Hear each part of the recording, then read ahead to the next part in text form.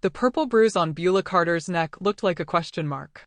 She stood in Kang Min-Jun's private bathroom, silk blouse collar raised, fingers trembling as she tried to position the fabric just right. The expensive soap smell, bergamot and cedar, the kind that cost more than her first apartment's rent, couldn't quite mask the drugstore perfume she'd sprayed on that morning. Fluorescent lights stripped away any illusion of rest, highlighting the dark circles under her brown eyes like accusations. Thunder rolled outside the 42nd floor window, rattling glass, matching the erratic pulse in her throat. 3 years of playing invisible, she thought, adjusting the collar one more time. 3 years of being furniture, and one mark makes me seen. The bathroom door opened without a knock. Min-Jun filled the doorframe, 6 feet of tailored menace in a charcoal suit that probably cost what she made in a month. His jaw was set in that way that meant someone was about to have a very bad day. Usually, it wasn't her. Their eyes met in the mirror. His gaze dropped to her hands, still clutching her collar. The silence stretched like a blade being drawn slowly from its sheath. "The Henderson contracts need," she started, her executive secretary voice crisp and professional. "Show me." 2 words. Quiet as a grave. Beulah's stomach dropped. "Sir, your neck." Min-Jun's accent thickened the way it always did when he was barely holding on to control. "Show me." She could have lied. Should have lied. Instead, something reckless and exhausted made her drop her hands. Let the collar fall. Let him see the purple-blue mark Nathaniel had left Saturday night, sucking and biting like he was branding her, claiming territory. Min-Jun's face didn't change. That was worse than anger. His eyes, dark, unreadable, fixed on the bruise for 3 seconds that felt like hours. "Who?" The word came out barely above a whisper. Beulah lifted her chin. "Someone who wanted to leave a mark." The air in the bathroom compressed. Min-Jun took 1 step forward. Just one. But Beulah's back hit the marble counter, and suddenly the space that had felt professional for 3 years felt suffocating, dangerous, electric. His hand rose. For a wild second, she thought he might touch her neck, trace the bruise, reclaim something he'd thrown away 3 years ago in a Vancouver hotel room. Instead, his fist slammed into the marble counter beside her hip. The crack echoed like a gunshot. A spiderweb fracture bloomed across expensive Italian stone. "Get out." Min-Jun's voice was deadly calm now, the kind of calm that preceded blood. "Now. Before I do something we'll both regret." Beulah didn't run. She walked. Spine straight, heels clicking against tile, like she wasn't falling apart inside. Behind her, she heard glass shatter. Min-Jun's reflection in the hallway mirror showed him gripping the sink, shoulders heaving, looking at the broken counter like it held answers. She touched the bruise on her neck. It still throbbed. For the first time in 3 years, Kang Min-Jun had really looked at her. And she had no idea if that was going to save her or destroy her. If you're already hooked, hit that like button and drop a comment. Where are you watching from? Because what happens next? Let's just say you won't see it coming. Beulah's hands shook as she filed the Henderson contracts 2 hours later. Her desk sat outside Min-Jun's office like a checkpoint, all glass and chrome, and the kind of aggressive minimalism that screamed money. Seattle's skyline pressed against floor-to-ceiling windows, gray sky bleeding into gray water, the Space Needle a lonely punctuation mark in all that emptiness. She'd sat at this desk for 3 years. Translated Min-Jun's broken English into polished business correspondence. Turned his violent impulses into legitimate real estate deals. Made herself indispensable because invisible wasn't enough, she needed to be irreplaceable. The memory hit without permission. Vancouver. 3 years ago. The hotel suite after closing the $40 million casino deal. Adrenaline and expensive whiskey. Min-Jun's tie on the floor. His hands rough, calloused, nothing like his expensive suits suggested, tracing her collarbone like he was reading Braille. Korean words whispered against her throat, her temple, her mouth. She didn't understand the language, but she understood the sound, desperate, hungry, like he'd been starving. For 6 hours, Beulah Carter had felt wanted. Not needed. Not useful. Wanted.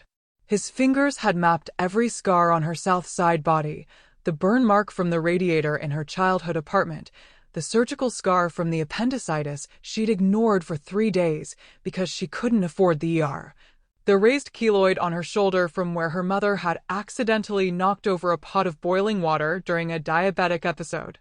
Min-Jun had kissed each one, made her feel like her damage was holy. The morning after, she'd woken to sunlight and the smell of hotel coffee. Min-Jun stood by the window, already dressed, looking at Puget Sound like it held battle plans. She'd reached for him. Min-Jun. This was a mistake. His voice had been flat. Empty.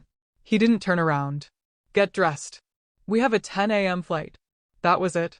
No explanation. No eye contact. Just his back, rigid as a wall, while she pulled on yesterday's clothes with hands that suddenly remembered how to shake. For 3 years since, he'd treated her like furniture. Efficient. Professional. Cold. Beulah's phone buzzed, dragging her back to the present. Nathaniel, dinner tonight? I promise actual conversation. She stared at the message. Nathaniel Pierce, Min-Jun's contract lawyer, white, sophisticated, patient. He'd pursued her for 8 months before she'd finally said yes 6 months ago. He remembered her coffee order, asked about her dreams, laughed at her jokes, did all the things Min-Jun had never done after Vancouver.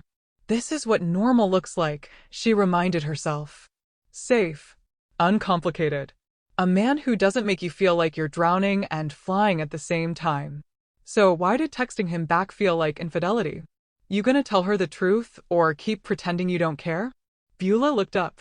Jackson, Min-Jun's head of security, built like a linebacker, surprisingly gentle eyes, stood by the water cooler, talking low into his phone. But his gaze was fixed on Min-Jun's closed office door. Through the frosted glass, she could see Min-Jun's silhouette, motionless at his desk. A statue of self-control. My uncle made his position clear. Min-Jun's voice carried through the door, muffled but audible. She's alive because I don't care.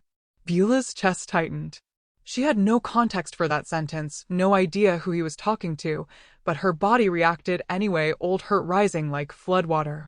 She's alive because I don't care. Proof. Finally. That Vancouver had meant nothing. That she'd been a convenient body in a hotel room, and Min-Jun's coldness wasn't protection or fear, it was honest indifference.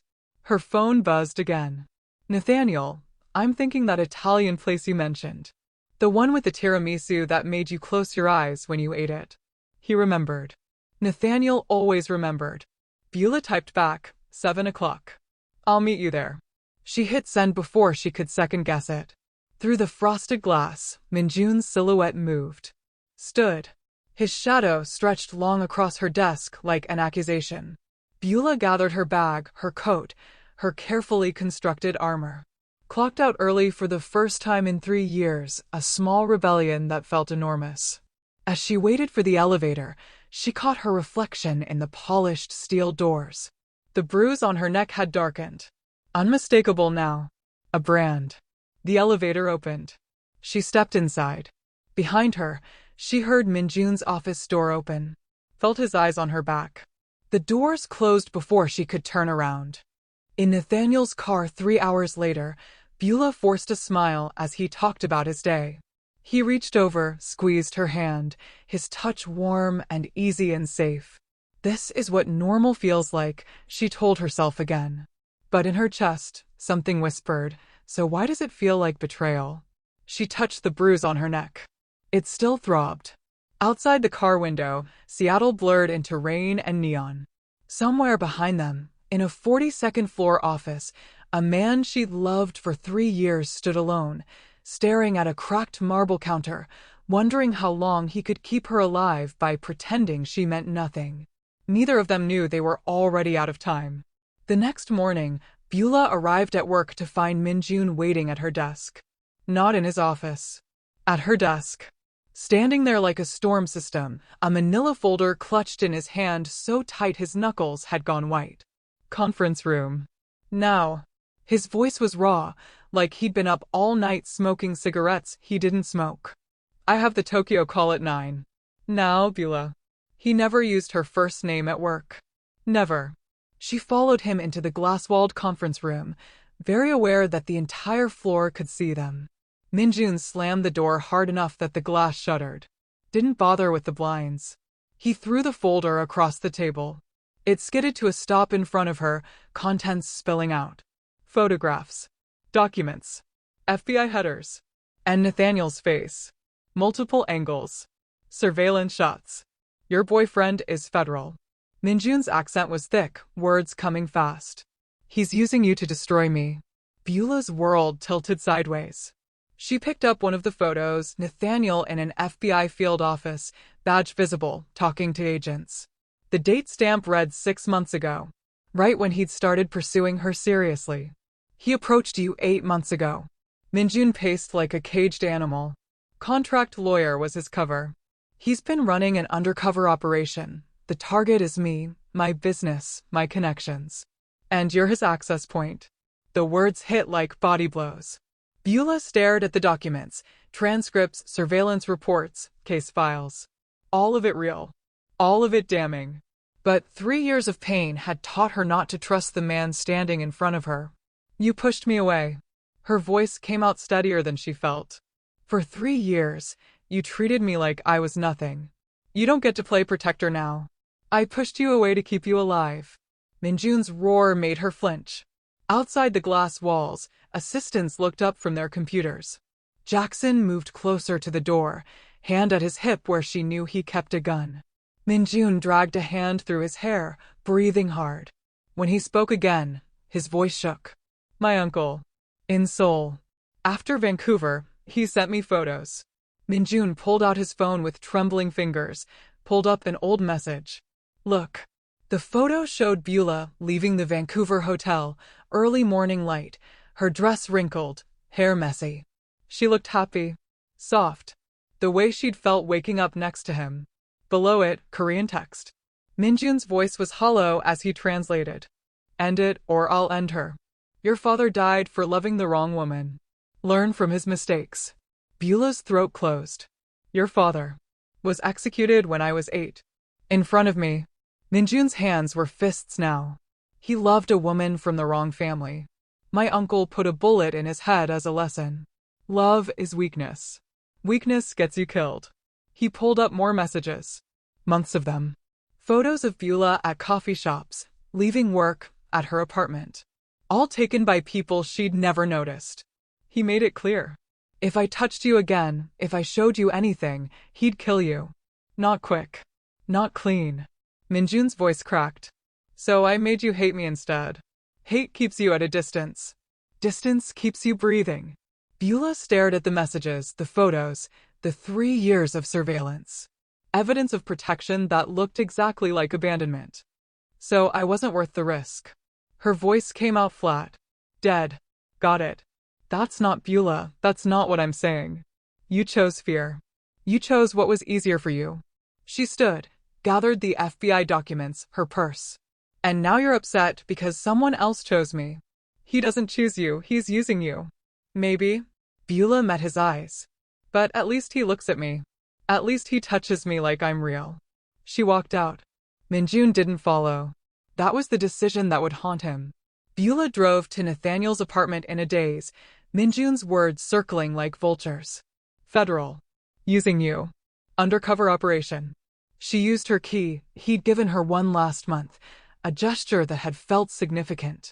The apartment was quiet. Nathaniel's laptop sat open on the kitchen counter. She wasn't snooping. Wasn't looking. But the screen was awake, and her eyes caught the FBI seal before her brain could stop them. Case file.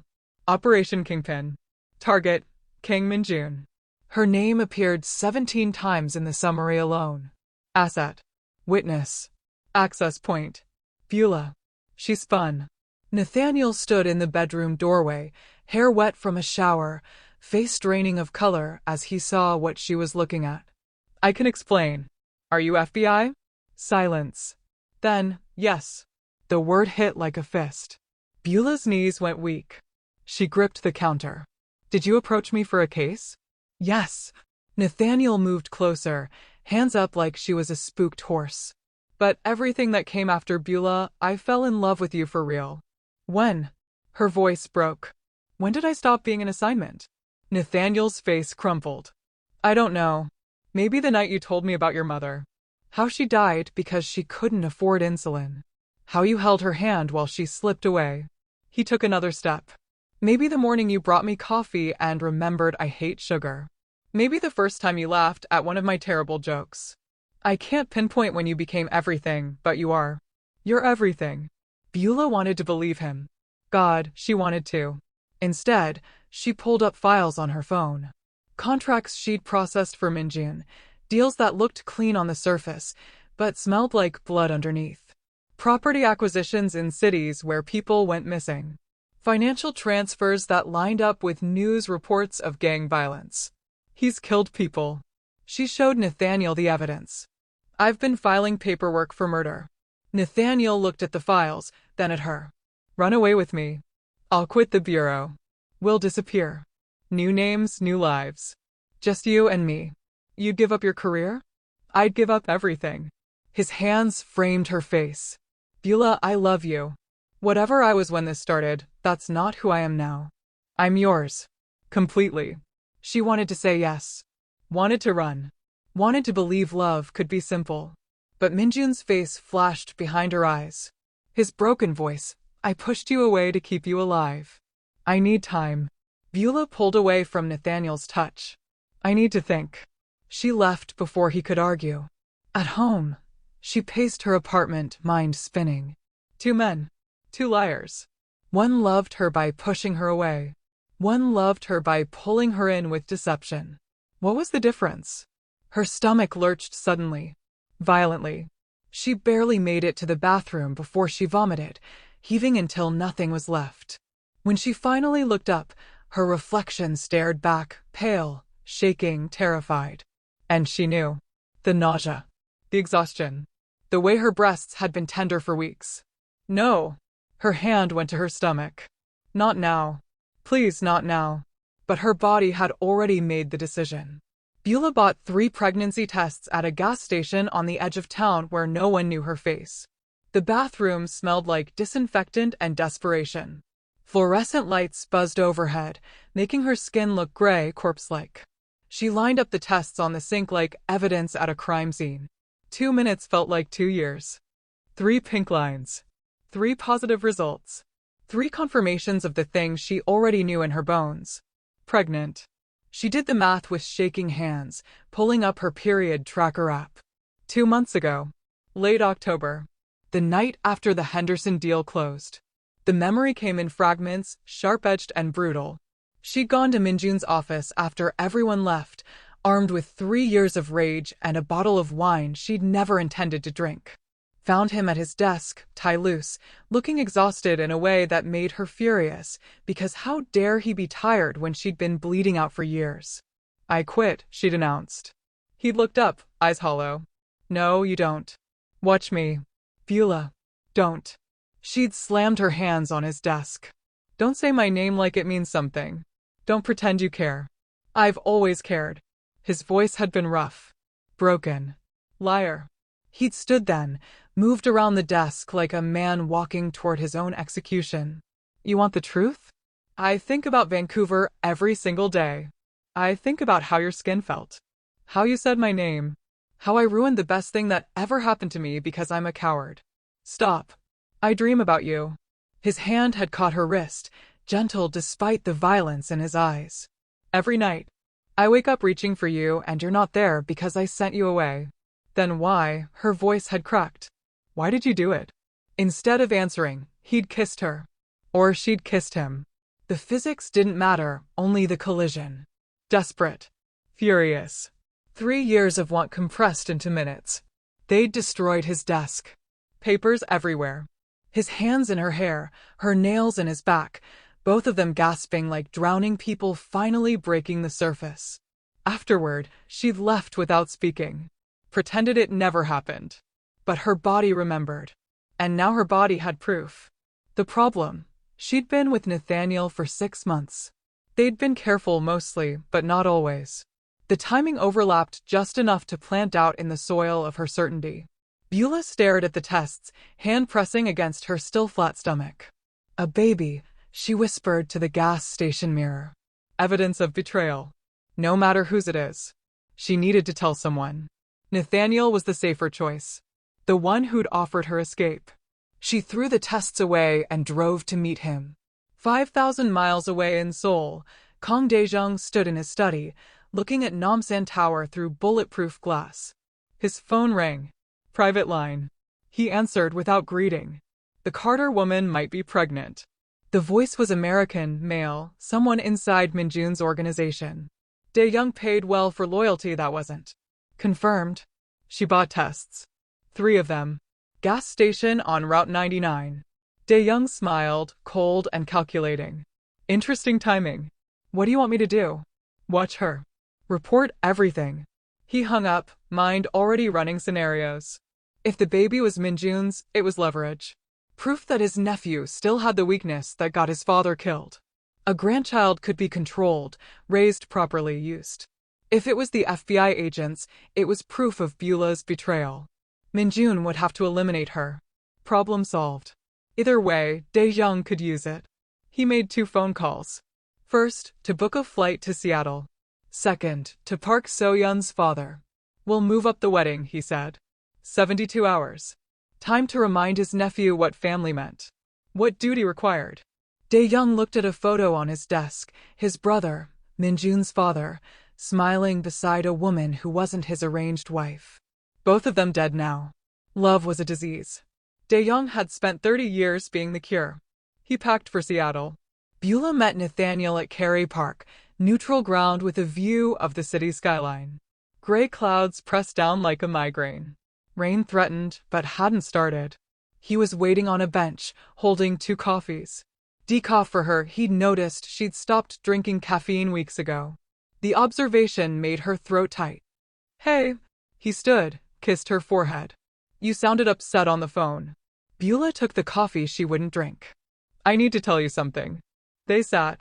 She couldn't look at him, so she looked at Seattle instead, Elliott Bay, the ferries, the life she'd built that was about to collapse. I'm pregnant. Nathaniel's coffee cup paused halfway to his mouth. You're 2 months, I think. Maybe. She forced herself to meet his eyes.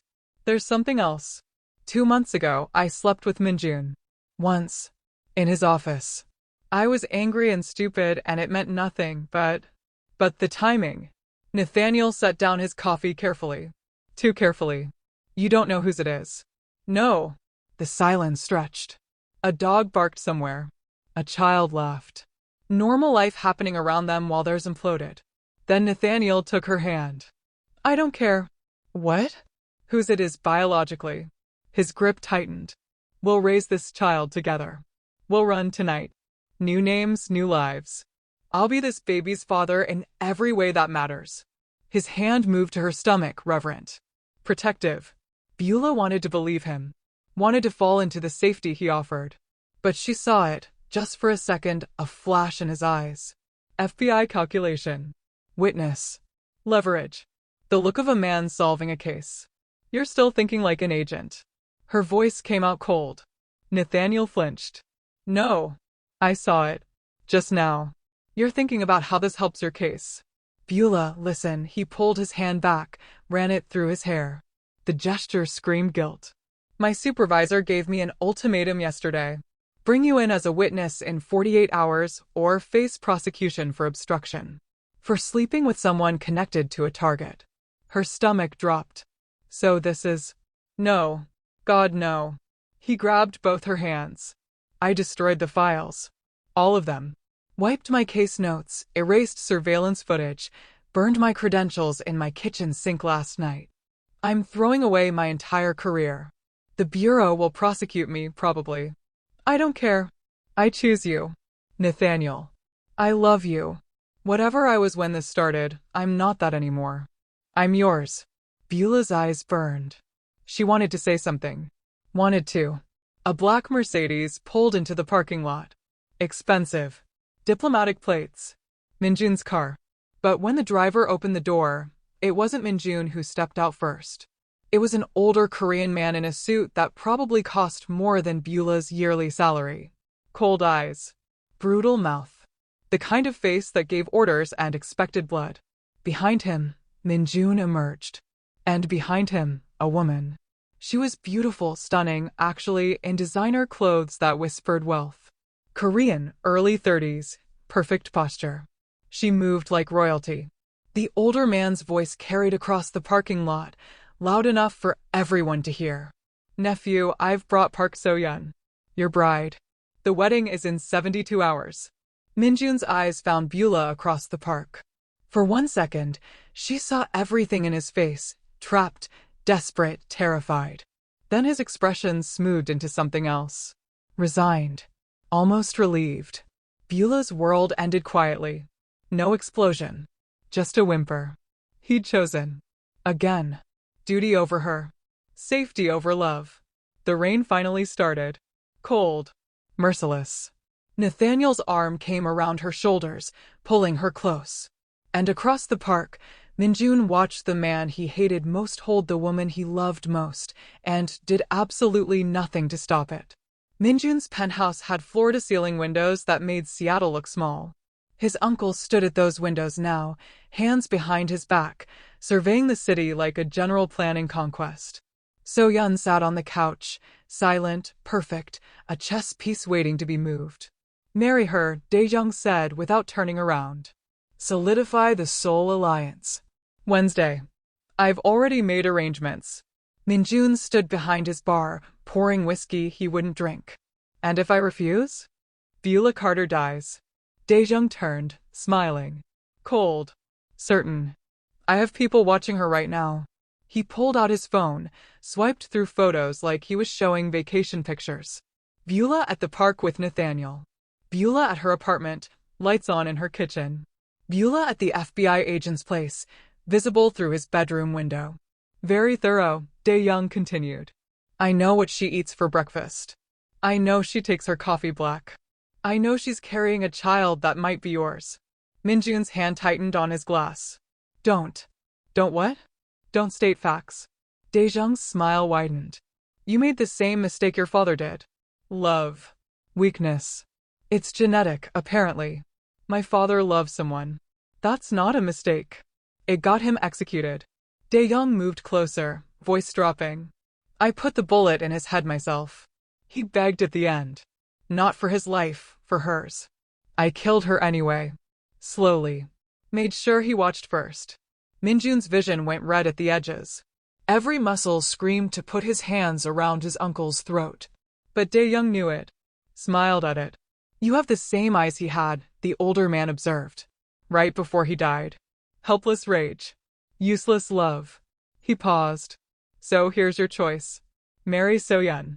Honor your family. Or watch me do to Beulah what I did to your father's whore. The room tilted. Min-Jun forced breath into his lungs. And if I marry her? Beulah lives. Dae-jung's voice went almost gentle. I'll even set her up. Money. New city. Protection. She'll never know it came from you. The child she's carrying will be provided for. Comfortable life. Safe life. Generous. Practical. You can't love her, but you can keep her alive. That's something, isn't it? Min-Jun looked at So-yeon. She met his eyes, and in them he saw the same trapped desperation he felt. How long? Min-Jun asked. How long have you been watching her? 3 years. Since Vancouver. Dae-jung pulled up older photos, Beulah leaving the hotel, smiling, soft, happy. Long enough to know she's your weakness. Weakness must be managed, not indulged. Min-Jun wanted to smash something. Everything. Instead, he said, I'll marry So-yeon. Dae-jung nodded, satisfied. Wednesday. I'll make the arrangements. But you touch Beulah, and I'll kill you myself. That's my line. His uncle laughed. Fair enough. Beulah found the coffee shop by accident. Tucked away in Capitol Hill, the kind of place that served oat milk lattes and played indie music too quietly. She was drowning in her head when someone sat across from her. Park So-yeon. Min-Jun's bride. Up close, she was even more beautiful. But her eyes were sad in a way makeup couldn't hide. I know who you are, So-yeon said. Her English was perfect, accent slight. May I sit? Beulah should have said no. Should have left. Instead, sure. So-yeon ordered tea. They sat in awkward silence until it arrived. I've seen the way he looks at you in photos, So-yeon finally said. He's never looked at me at all. Beulah's chest tightened. I don't know what you're talking about. Yes, you do. So-yeon's smile was gentle. Knowing. This marriage is my prison, too. My family sold me to secure an alliance. I had a lover in Seoul, a woman. Ji-woo. We were going to run away together. What happened? They found out. Gave me the same choice Min-Jun has now. So-yeon's voice didn't waver. Duty or death? I chose duty. Ji-woo chose death. Pills. I found her. God. I'm sorry. Don't be. Be smart. So-yeon leaned forward. Kang Daejong doesn't make empty threats. If you love Min-Jun, disappear. Change your name. Leave the country. It's the only way you both survive. Beulah's hand went to her stomach. It's not that simple. So-yeon's eyes followed the gesture. Understanding flickered. A baby. Maybe. Then definitely disappear. Dae-young will use that child as a leash. Forever. They sat together, two women trapped by powerful men, drinking overpriced coffee while their lives burned. When So-yeon left, she squeezed Beulah's hand. I hope you choose better than I did. Beulah went to Min-Jun's office that afternoon. Needed to see his face. Needed to hear him say it. She arrived as Dae-young was leaving.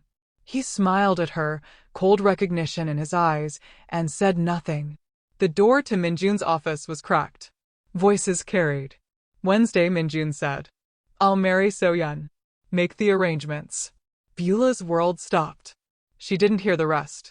Didn't hear, but you touch Beulah, and I'll kill you myself. She only heard him choosing duty. Again. I was never going to be enough. She ran. Out of the building, into rain that had started again, soaking through her coat.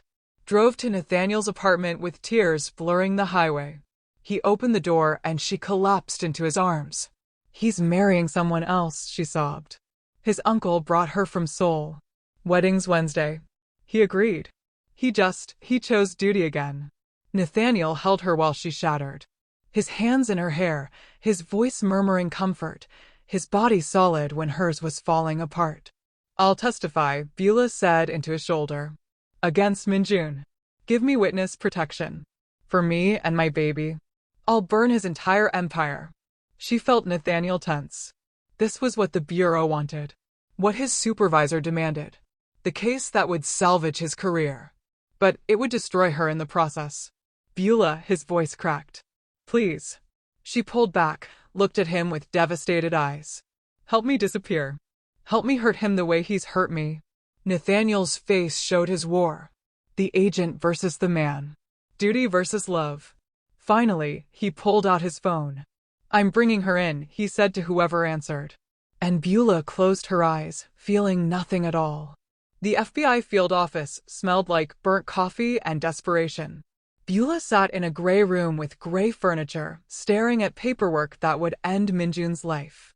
Her hand shook as she reached for the pen agent Sarah Reeves held out black government issue, the kind used to sign away futures. Full immunity, Reeves said. She was 45, steel gray hair pulled back tight, eyes that had seen too much and believed too little. New identity. Witness protection. You and your child will disappear. Kang Min-Jun will never find you. Beulah's fingers closed around the pen. It felt heavy. Final. Nathaniel stood against the wall, arms crossed, face unreadable. But she could feel his conflict radiating like heat. We've been building this case for 4 years, Reeves continued, spreading documents across the table. The Henderson deal, the Vancouver casino, the Seoul connections. We have everything except the testimony that ties it together. That's you. Beulah looked at the files. Saw Min-Jun's face in surveillance photos. Saw her own face, entering his office, leaving his building, sitting at her desk like she didn't know she was filing paperwork for murder.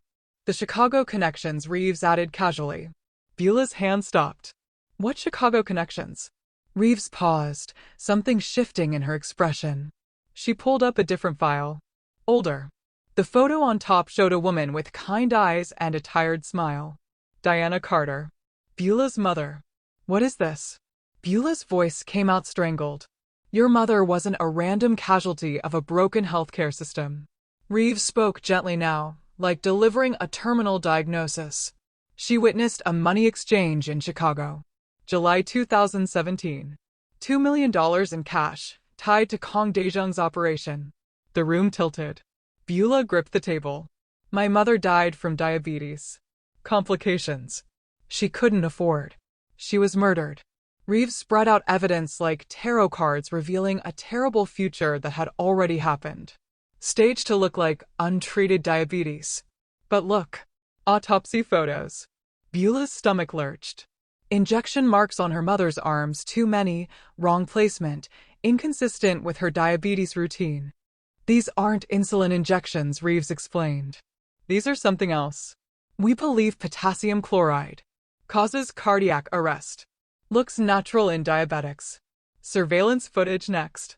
Grainy gas station camera showing a Korean man leaving her mother's apartment building. Date stamp, July 15, 2017. Timestamp, 11:47 p.m. Her mother was found dead the next morning. Financial records. Reeves pulled up bank statements.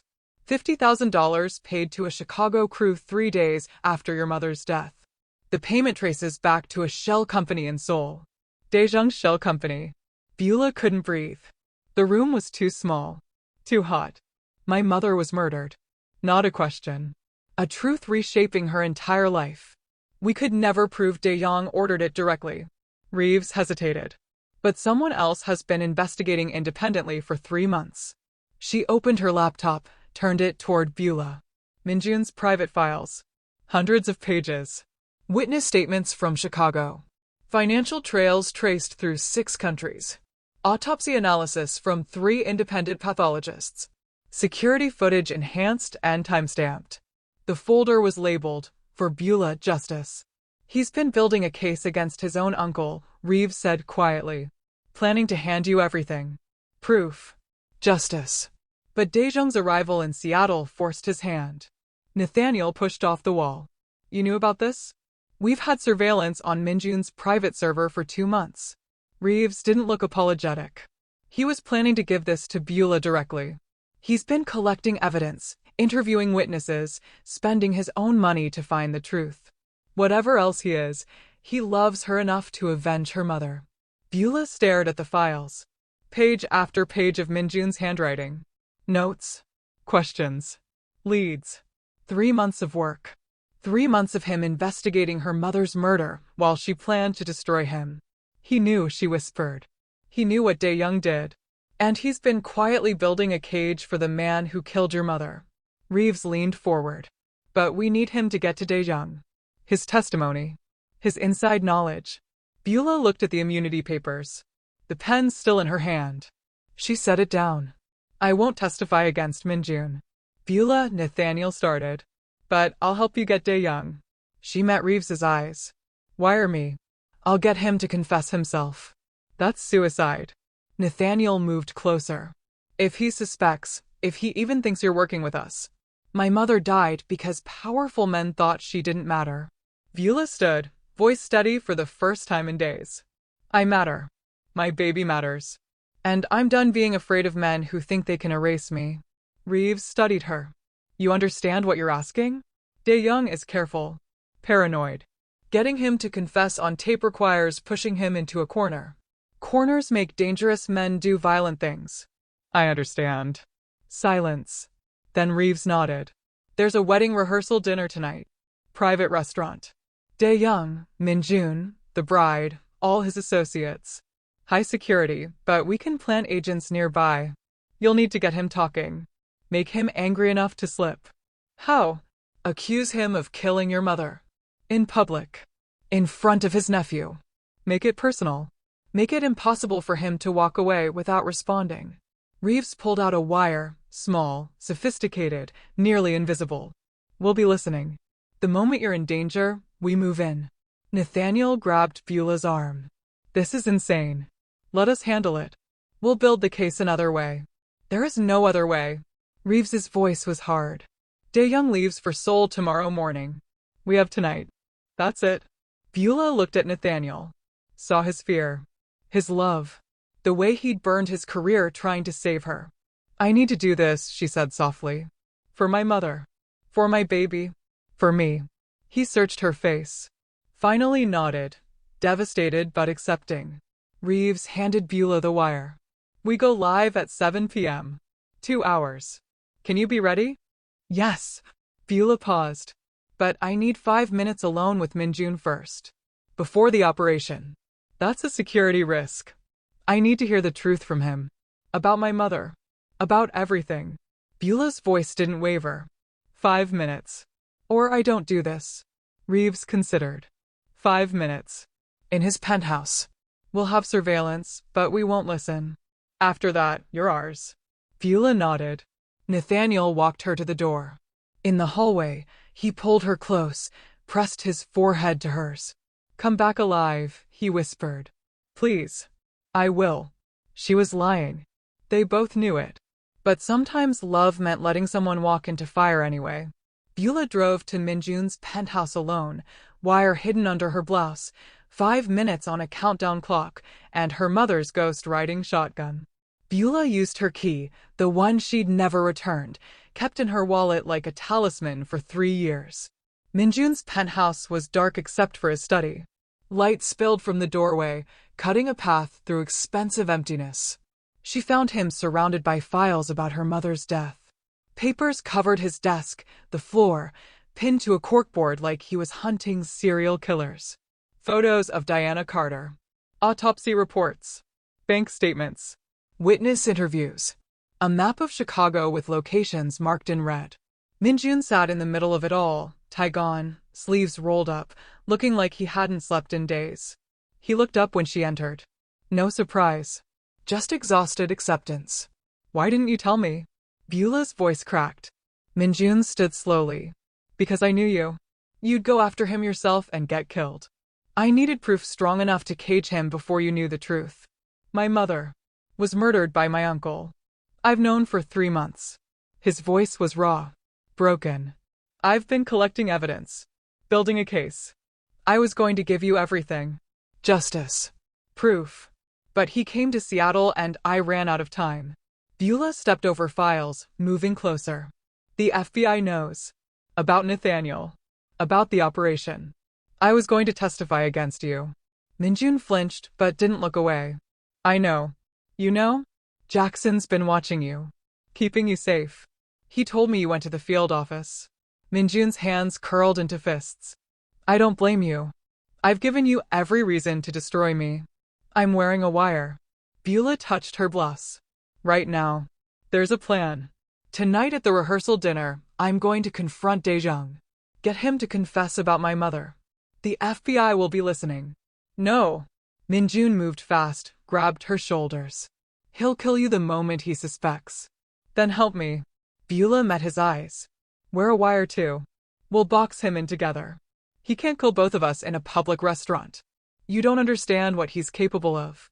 I understand he murdered my mother. Her voice broke. I understand he's been controlling your life with death threats. I understand you pushed me away because you were 8 years old when they executed your father, and you've been terrified of losing someone ever since. Min-Jun's face crumpled. I pushed you away because loving you meant signing your death warrant. My father loved the wrong woman, and they made me watch while they shot him. I was 8. I won't watch you die, Beulah. I can't. You don't get to choose my safety over my agency. Tears ran down her face now. You don't get to love me by erasing me. You don't get to avenge my mother without telling me.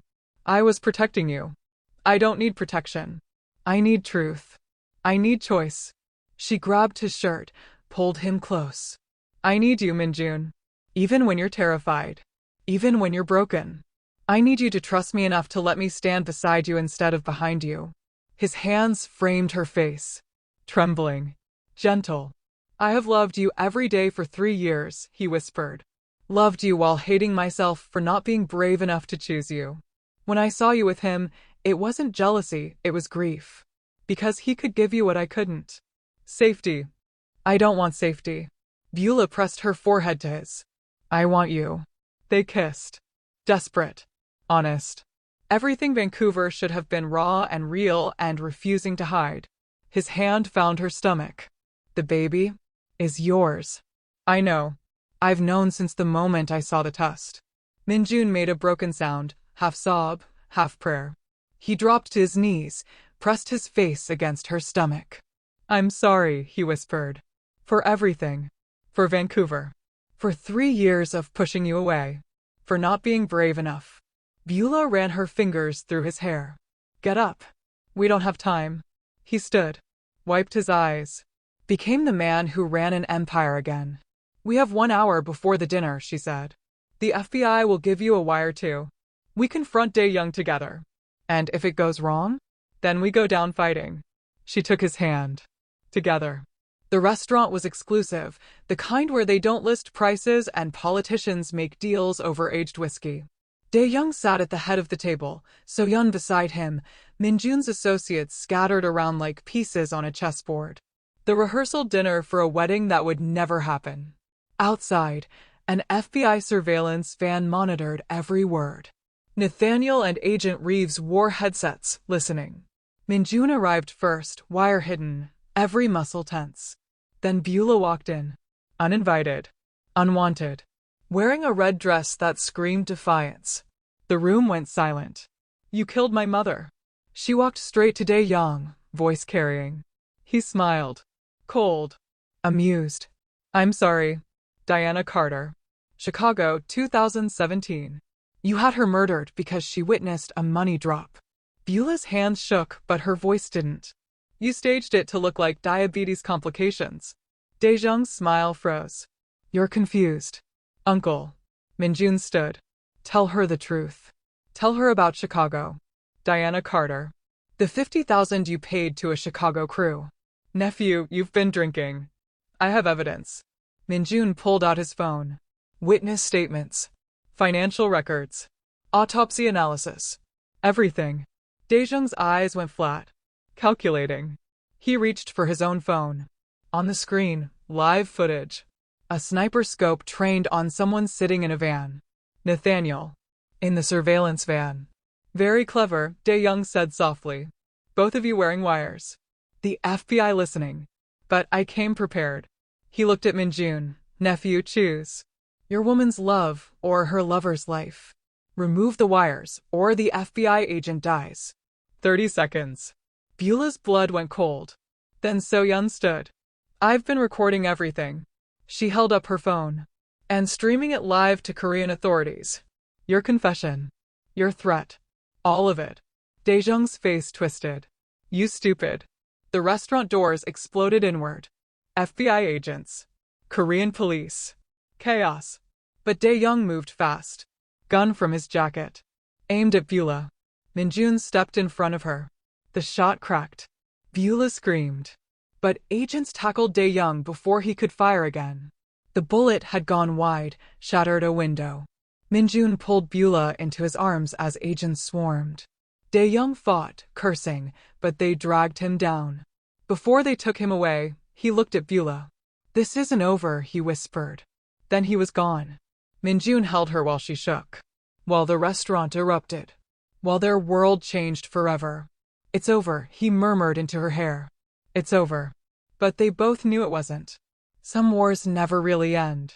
9 months later, Seattle Presbyterian Hospital smelled like antiseptic and new beginnings. Beulah gripped Min-Jun's hand hard enough to break bones.